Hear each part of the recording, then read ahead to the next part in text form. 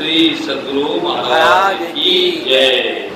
सत्संग सुधा सागर, सत्संग सुधा सागर महर्षि में ही श्रुति लेखक महर्षि संतदेव जी परमहंस महाराज।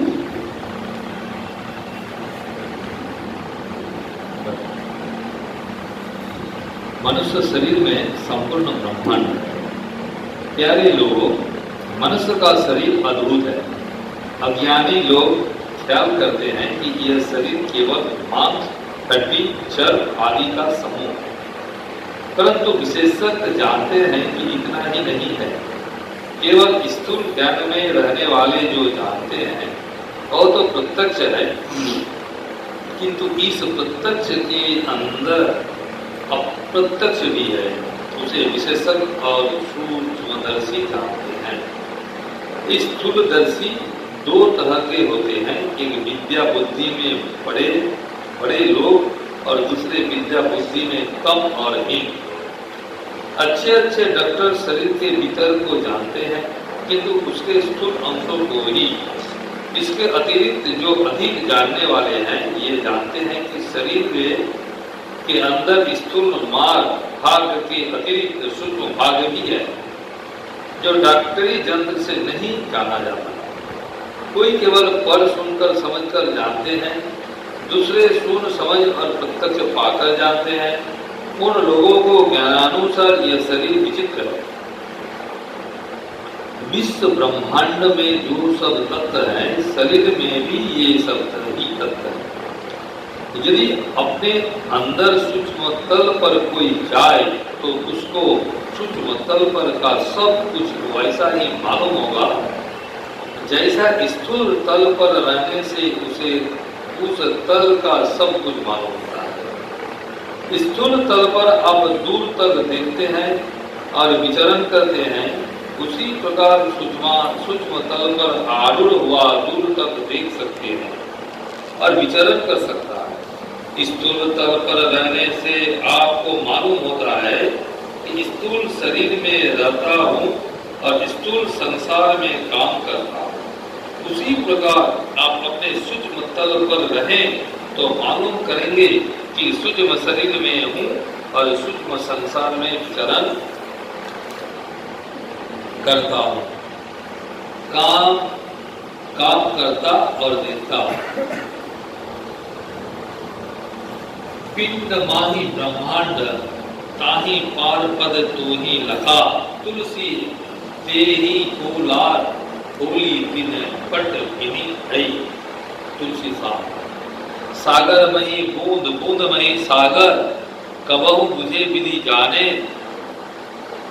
उतभुज बलत जापी करी चीने, जापे जनु पछाने। गुरु नानक साहब।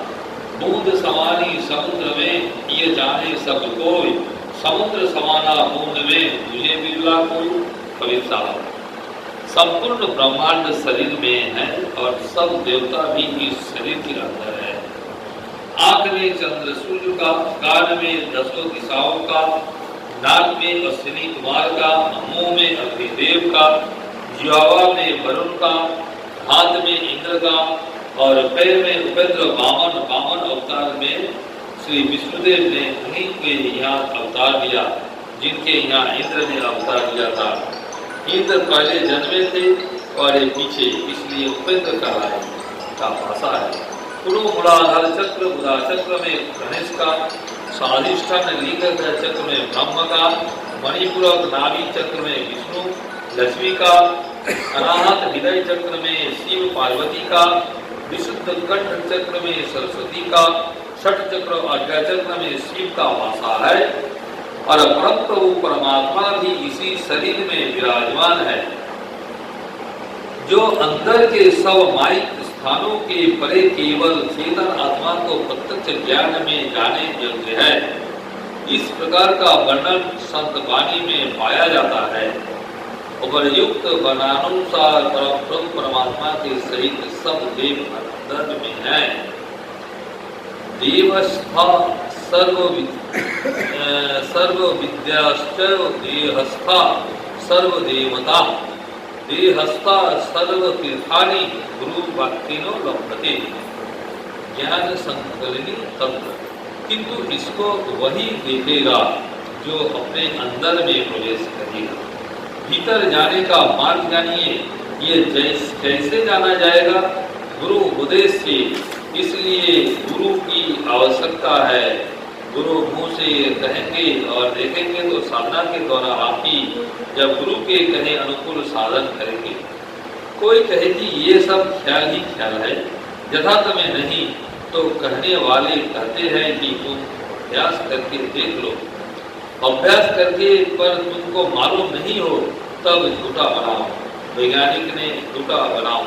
वैज्ञानिक ने कहा कि हाइड्रोजन और ऑक्सीजन मिलाने से पानी होता है, कोई कहे झूठा है, तो दोनों गैस को मिलाकर देखो कि होता है कि नहीं। उसी प्रकार संतों की युक्ति के अनुकूल साधना करो, अवश्य देखा जाएगा। भीतर का काम जो भीतर में होता है और दिखाया नहीं जा सकता, स्वयं करके देखा जाएगा। जो करने का काम है उसे नहीं करते हैं और कहते हैं कि नहीं होता है, इस तरह कहना अयोग्य है। संत वाणी में जैसी युक्ति बताई गई है उसी युक्ति से करके देखिए। तब यदि देखने में नहीं आवे तब पूरा करिए। यह प्रवचन मोरब मंडलानगर श्री संत मत सत्संग मंदिर फुलकिया नेपाल में दिनांक 8/4/1953 को सत्संग में हुआ था। श्री सद्गुरु महाराज की जय।